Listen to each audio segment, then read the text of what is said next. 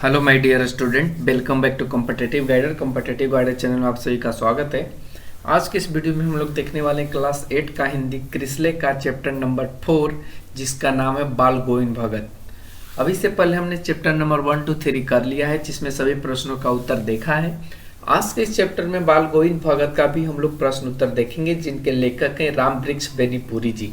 तो आइए इस चैप्टर से रिलेटेड सभी क्वेश्चन को देख लेते हैं। वैसे तो आप लोगों ने इसको पढ़ा होगा, तो इस चैप्टर में बहुत ही आनंद आया होगा, क्योंकि यहाँ पे एक व्यक्ति के जीवन के बारे में बताया गया, जो गृहस्थ होते हुए भी साधु के जीवन को व्यतीत करता है, और वो किस तरह एक व्यक्ति अपने गृहस्थ और साधु दोनों जीवन को अपने सही समय पे और सही दिशा में आगे की ओर बढ़ाता है। तो आइए इस चैप्टर से रिलेटेड सभी का क्वेश्चन आंसर को देखते हैं। साथ में इस चैप्टर के हम लोग सारांश भी अगले वीडियो में देखेंगे, तो आप सभी बने रहें, वीडियो शुरू से लेकर अंत तक देखें। वीडियो अच्छा लगे तो शेयर लाइक जरूर करें।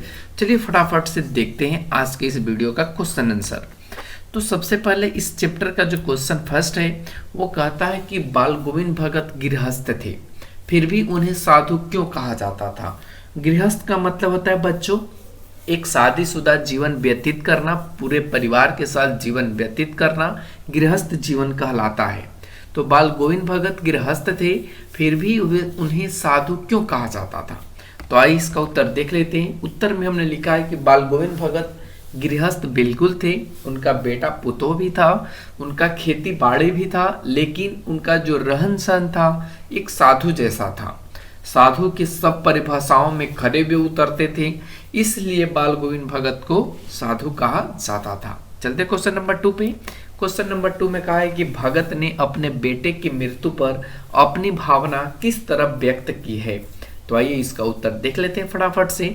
उत्तर में हमने लिखा है कि बाल गोविंद भगत अपने बेटे की मृत्यु पर एक साधु की भावना व्यक्त करते हैं और उसी की तरह वे पेश आते हैं। वे बिलाप कहने का मतलब होता है रोना, ठीक है ना। तो वे रोने के स्थान पर क्या होते हैं, खुश होते हैं, और वो खुश होकर के गीत गा रहे हैं।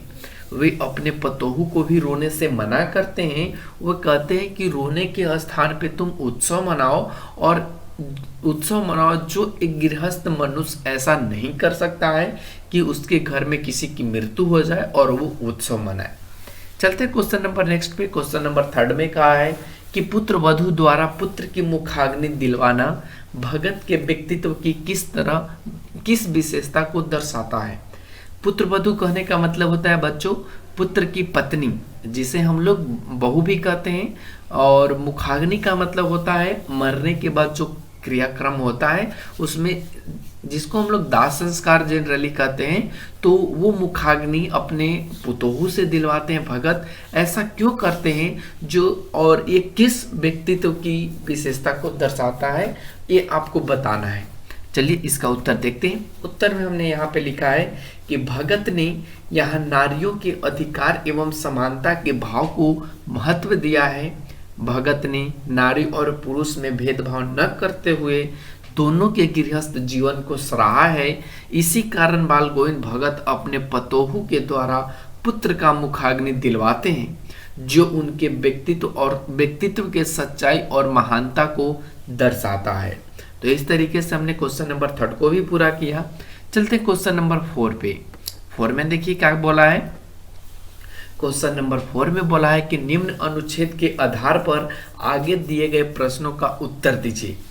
जब आप लोग अपने पुस्तक को खोलिएगा और क्वेश्चन नंबर 4 पे जाइएगा, तो आपके सामने कोई अनुच्छेद करके 5-6 लाइन का या 5-6 वाक्य का आपके साथ एक पैराग्राफ देखने को मिलेगा, और उसी पैराग्राफ से आपको उत्तर देना है, उसी पैराग्राफ को पढ़ना है और उसी से समझ करके आपको उत्तर को देना है। जैसे क्वेश्चन नंबर इसका फर्स्ट कहता है कि बाल गोविंद भगत ने पतोहू से बेटे को आग क्यों दिलाई। तो आइए देखते हैं इसका उत्तर क्या होगा उस अनुच्छेद के अनुसार। तो हमने यहाँ पे लिखा है कि भगत स्त्री और पुरुष में भेदभाव न समझे, इसलिए पतोहू से आग दिलाई। क्वेश्चन नंबर 2 में कहा है कि पतोहू बाल गोविंद भगत को छोड़कर जाना क्यों नहीं चाहती थी। तो इसका उत्तर हो जाएगा कि भगत बूढ़ा हो गए थे, पतोहू उस बूढ़े का सहारा बनना चाहती थी, इसलिए भगत को छोड़कर नहीं जाना चाहती थी। क्वेश्चन नंबर 3 में आते हैं। तो 3 में कहता है कि पतोहू के रोने पर भी भगत का निर्णय क्यों नहीं बदला। तो आइए इसका उत्तर देखते हैं। उत्तर में हमने लिखा है कि भगत के पतोहू के रोने पर भी भगत का निर्णय इसलिए नहीं बदला क्योंकि भगत नहीं चाहते थे कि सारा जीवन का दुख पतोहू अकेले ढोए। चलते हैं क्वेश्चन नंबर 4 पे। 4 में कहता है कि बाल गोविंद भगत ने आखिरी दलील क्या थी। जो बाल गोविंद भगत का दलील था वो आखिरी क्या था। हमने उत्तर में लिखा है कि पतोहू की दूसरी शादी करा देना उनकी आखिरी दलील थी। क्वेश्चन नंबर 5 में कहता है चुल्लू भर पानी का अर्थ बताइए। चुल्लू भर पानी कहने का मतलब है यहाँ पे अपने जीवन के या अपने जान बचाने के लिए पानी। जैसे कहता है ना, चुल्लू भर तुम्हें पानी कोई नहीं देगा, यानी कहने का इसका मतलब है कि यदि कोई इंसान मर रहा है पानी के बगैर, तो उस समय वो चुल्लू भर पानी का अर्थ यह होता है जान बचाना। ठीक है ना। तो इस तरीके से हमने इस चैप्टर का क्वेश्चन आंसर पूरा किया। नेक्स्ट वीडियो में हम लोग अगले चैप्टर का क्वेश्चन आंसर पूरा करेंगे। तब तक इस चैनल पर बने के लिए thanks for watching. Take care, bye bye.